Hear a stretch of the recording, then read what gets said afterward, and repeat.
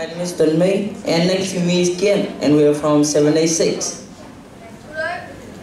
Today we're going to answer how colored people were treated unfairly in the past. At that time, colored people were treated differently. They couldn't get into the same bus with the white people, and they couldn't even buy items at the same store. For example, if a colored people want to buy a pair of shoes, they will have to go to the other shop for colored people. But the worst part is they couldn't go to school because they got really low paychecks. Because they got really low paychecks, so they couldn't build their own school for their own children to study. Because they couldn't study, they wouldn't have a good job like a doctor or a lawyer. Because they couldn't have a good job like a doctor or a lawyer. Because they couldn't have a good job, they wouldn't have much money. It made a cycle that lasts for a really long time. Because most of the lawyers were white, so colored people get punished even when they were innocent. To make it more clear, we'll tell you about a story about a little boy named Emmett Till. Emmett Till was born in 1941 in Chicago and died in 1955 in his 40s. He was killed just because he chatted with a white woman. That white woman was Caroline Bryant. She was 21 years old at the time and she was the part of her family grocery store. Here's his picture when he was young. After her husband, Roy, heard that, he and his half-brother, J.W. Milam, went on to Till's uncle's house.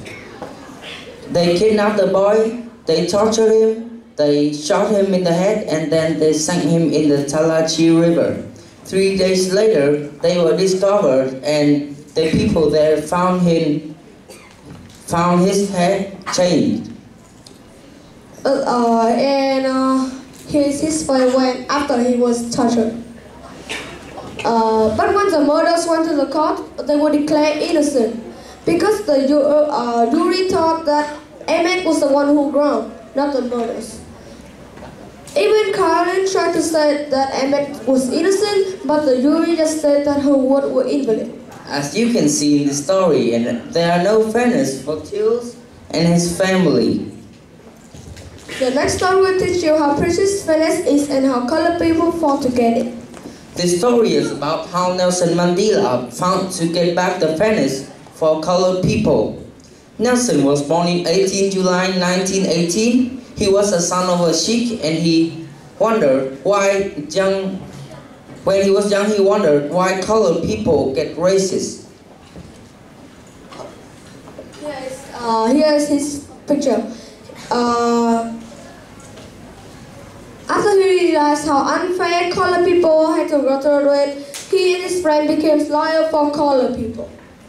They did it because they thought being a lawyer would have a lot of colored people.